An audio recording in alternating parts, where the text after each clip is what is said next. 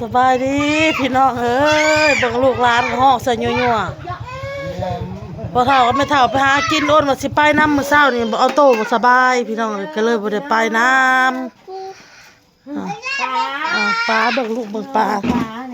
ไปเบิ่งปลาไปลูกไปบ่หอยได้นี่หอยบ่ได้หลายกว่ามื้อนั้นบ่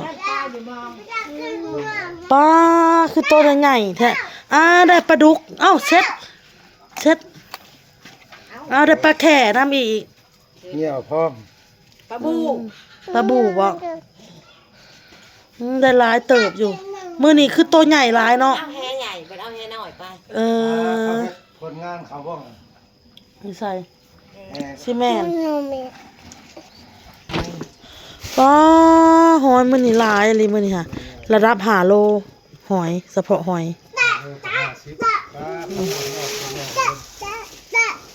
ลูกหอยมาได้ไปมองถึกมองน้ำอีกป้าถึกมองน้ำอีก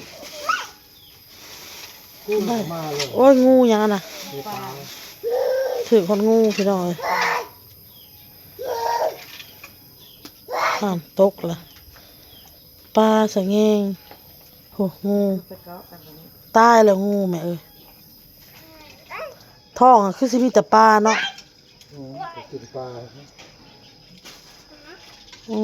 มีมดพี่น้องเอ้ยมองตัวใดก็มีแต่ว่าบ่อยากลายคือมื้อนั้นลายปลาพากันขันปลาขนาดเลยสองไอ้น้อง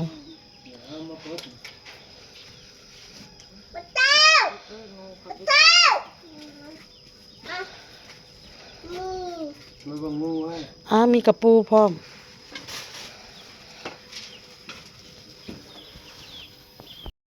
เบิ่งพี่น้องปลาหลายๆเติบสิเฮ็ดสิทอดกินพี่น้องเลยสิทอดแล้วก็สิแกะแห้งเนาะพี่น้องเนาะอันนี้คือเป็นประเภทปลาหนังพี่น้องเลยปลาบูทอดพี่น้องทอดกินคนก็สิมาคั่วด้วยพี่น้องด้วยบาดนี้หอยก็ได้หลายเติบออกโตน้ำออกปลาทอดหอยปลามีปลาอีกเลยนี่โอ้ยเปื่อยแล้วนี่เน่าละสบายดีพี่น้องมันมาคั่วปลาเด็กไห่นะเด็กเป็นชักคือไห่ปัญญาเลือกปลาตัวใหญ่แกะแห้งพี่น้องตัวน้อยสิทอดตัวน้อยมาแกะแห้ง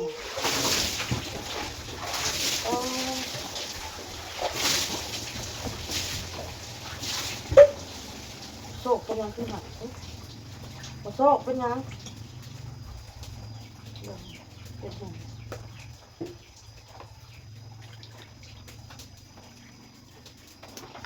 เอากระตุกมัน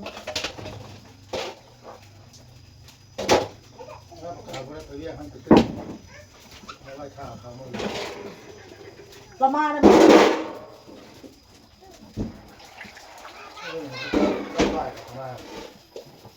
เขาเสร็จมาแล้ว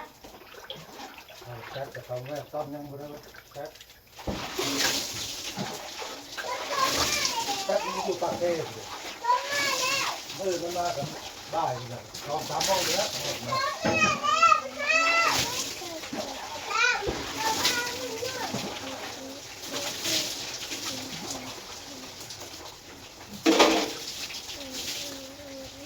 ตัวใหญ่แกะแห้ง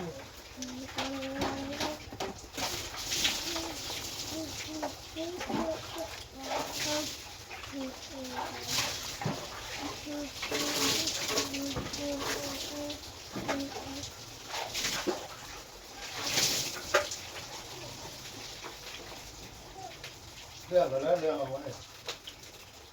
แห้งตัดตัวเมื่อก็เอาเมื่อแป้งนั่นรถตัดเข้ามาตัด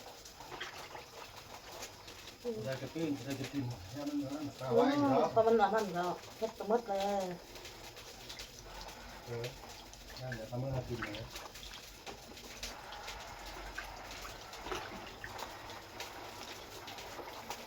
ดูเฮ็ดปลาส้มปลาอย่างนั้นใช้เวลาผสมมันปลามันอยากอันนั้นเลยปลามันอยากอันนั้นเลยถ้าเสร็จละมาเลยแค่ไปห้องไม่ได้ให้เน่าคนเอาตู้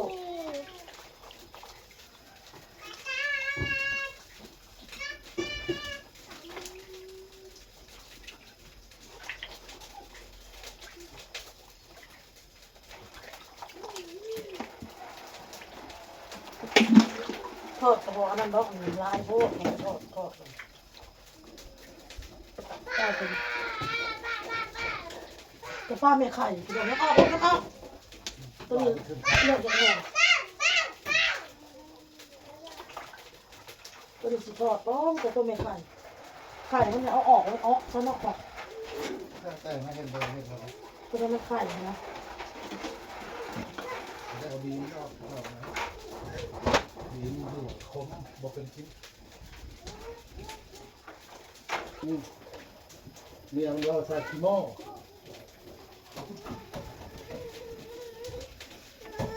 จีดแล้วลงไปตัดตองแล้วพี่น้องเลย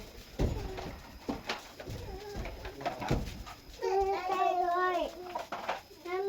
นแหละนั่นแหละ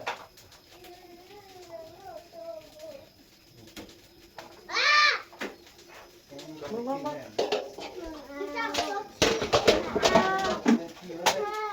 โอ้ยสออยู่แล้วเอาโต้นี่ออก ได้แล้วมันได้ อันนี้จะเล่นนะปลาผมไปเล่นน้ำโต้ผมไป แล้วมันนั่นแหละ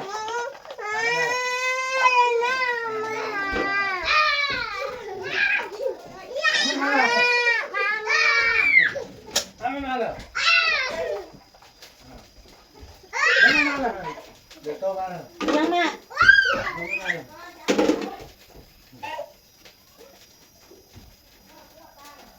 จะคั่วอยู่นี่ด้วยจ้ะ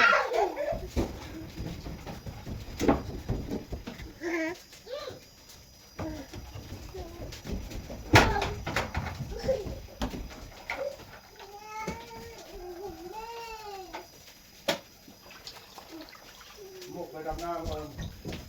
กินหมูฮะจักมีแต่ว่าห้องสิออกหน้าเด้ออยู่เบิ่งเล็กน้อยมันว่า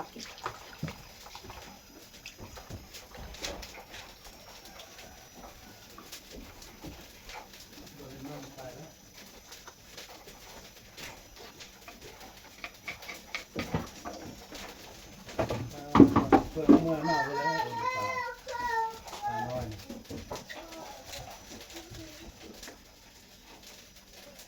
ไข่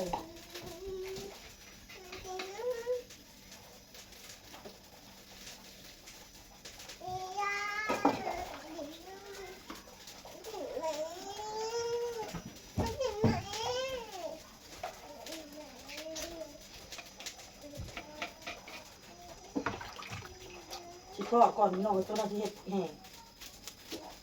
ทอดให้กินข้าวก่อนแบบนี้ละไข่เลย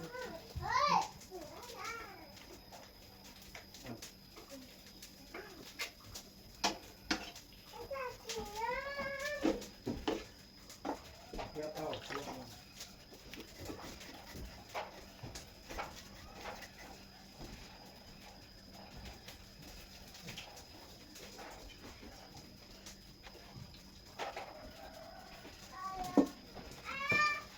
เวลาปฏิชันพวกนะคน เด็ดไปเหนียว รุ่นใหญ่บ่น สิทอดเอาวะมันอะไร อะไรก็ให้รุ่นน้ำไปว่า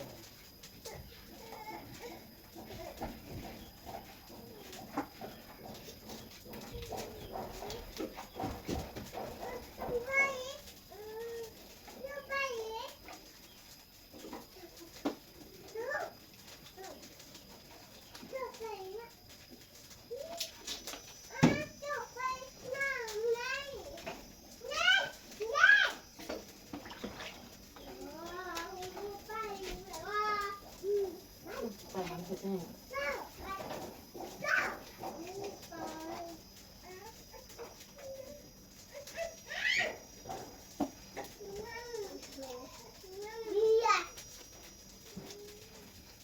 ปลาลายพี่น้องเลยพี่ครับตอนที่กินปลา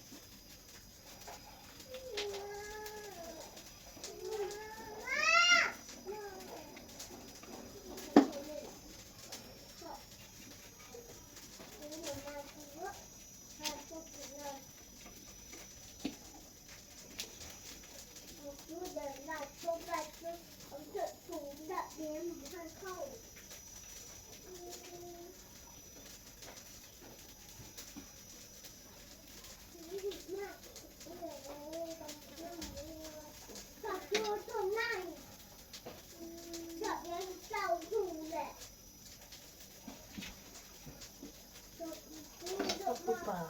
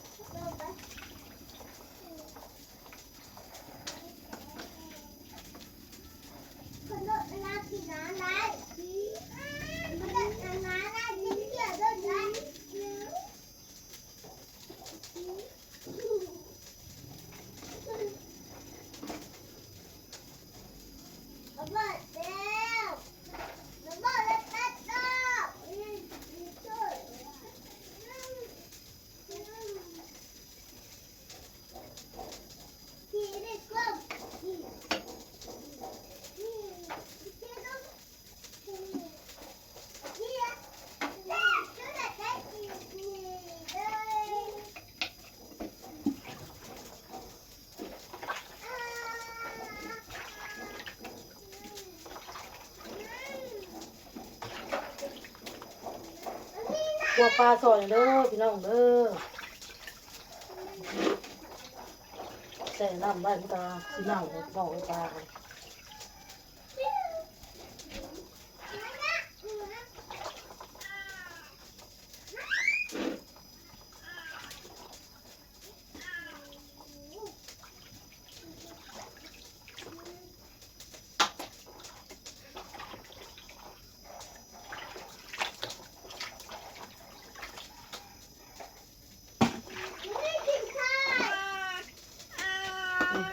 แมวมาแล้วแมวห้องแง่วแง่วแล้ว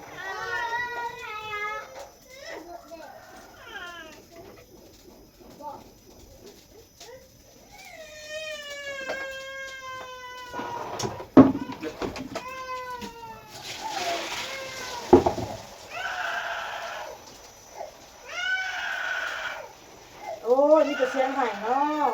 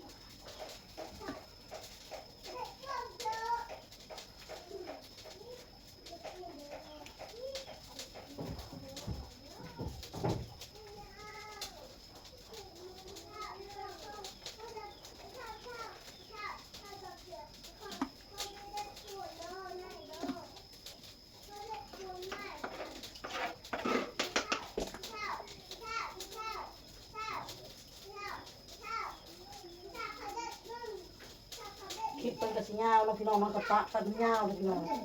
เพิ่งจะไม่เพิ่งเงินถ้าสิป้าไปเรื่องร้านมันก็สิยาวคลิปอะไรพี่น้องเอ้ยไม่คลิปก็มาแต่หาปลาแล้วก็ไปตัดตองให้มันป้าพอป้าปฏิทันมักเด้งผูกแขนพ่อได้เป็นวันศุกร์แล้วเพราะวันอาทิตย์ก็เป็นไม่ผูกแขนเนาะเลยมาจะหากินกับไปตัดตองพี่น้องคนครัวโซชีกินก่อนพี่น้องเลยที่ทอดมัน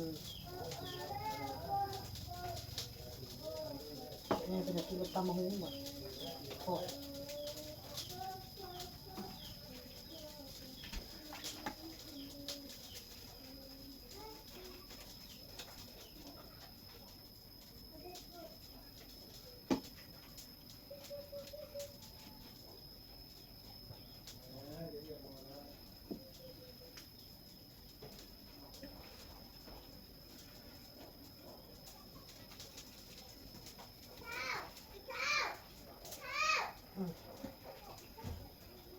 โอเคเด้อพี่น้องคลิปนี้ก็สิได้ลาไปก่อนพี่น้องพ่อกับคลิปหน้าจ้าพี่น้องสบายดีเด้อพี่น้องบ๊ายบาย